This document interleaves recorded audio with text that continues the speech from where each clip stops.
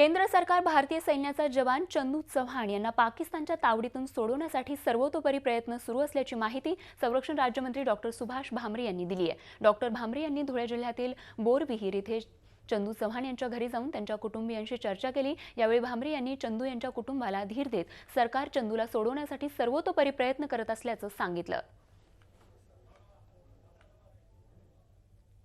भारत सरकारच्या माध्यमातून सर्वोत्तर प्रयत्न चालू है, उच्चस्तरीय चर्चा चालू है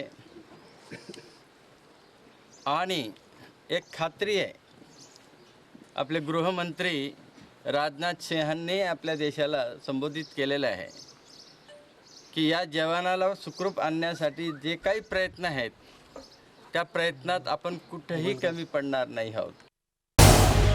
झी 24 तास रहा एक पाऊल पुढे।